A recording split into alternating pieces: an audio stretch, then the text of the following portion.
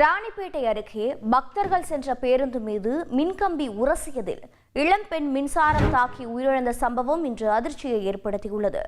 அடுத்த மாதம் திருமணம் நடைபெற இருந்த நிலையில் அவரது மரணத்தால் கிராமமே சோகத்தில் மூழ்கியுள்ளது.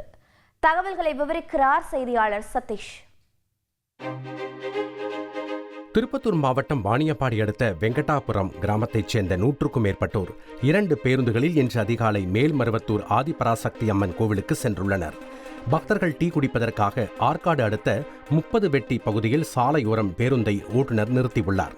அப்போது தாழ்வாக சென்ற மின்கம்பி பேருந்தின் மீது உரசியதால் பேருந்தின் படிக்கட்டு பகுதியில் மின்சாரம் பாய்ந்துள்ளது. மின்கம்பி உரசியதை யாரும் கவனிக்காத சூழலில் பேருந்திலிருந்து இறங்க முயன்ற இளம்பெண் அகல்யா மின்சாரம் தாக்கி சம்பவ இடத்திலேயே மயங்கி விழுந்து பரிதாபமாக உயிரிழந்துள்ளார். தகவல் அறிந்து சம்பவ இடத்திற்கு வந்த போலீசார் அகல்யா சென்ற பேருந்தை பறிமுதல் செய்ததோடு மாற்று வாகனத்தில் சக பயணிகளை சொந்த ஊருக்கு அனுப்பி வைத்தனர். விபத்து குறித்து உடன் பயணித்த சந்தியா கூறுகையில், எல்லாரையும் காப்பாற்றி விட்டு நான் மட்டும் போய் சேர்ந்துட்டேன் சார். அவன் இறங்கின அடுத்த செகண்ட் ஷாக் வருதுன்னு ஒன்று எல்லாம் அலாட்டாகி யாரும் இறங்காதீங்க அப்படின்னு சொல்லிட்டாங்க. அதுக்கப்புறம் அவன் இறங்கினோடனே அவன் கீழே கால் ஒன்று கீழே தண்ணி இருக்குன்னு என்ன பண்ணாங்க, அதில் விழுந்துட்டாங்க கீழே. ஆல்ரெடி இதே மாதிரி ஒரு சம்பவம் நடந்திருக்கு அப்படின்னு சொல்கிறாங்க. ஒரு சம்பவம் நடந்திருக்குன்னா அடுத்து தடுக்கணும்ல சார், அதை நடக்க விடாது பண்ணணும்ல. அடுத்த மாதம் திருமணம் நிச்சயிக்கப்பட்டிருந்த சூழலில் கோவிலுக்கு சென்ற அகல்யா மின்சாரம் தாக்கி பலியானது பெரும் சோகத்தை ஏற்படுத்தியுள்ளது.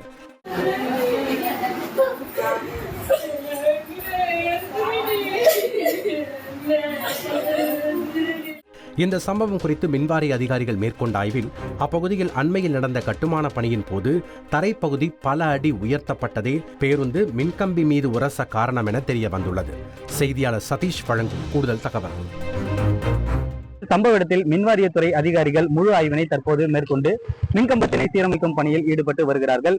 அதே நேரத்தில் பேருந்து ஓட்டுநரை கைது செய்து ஆற்காடு நகர போலீசார் நடவடிக்கை மேற்கொண்டுள்ளனர். கல்பனா. நன்றி சதீஷ்.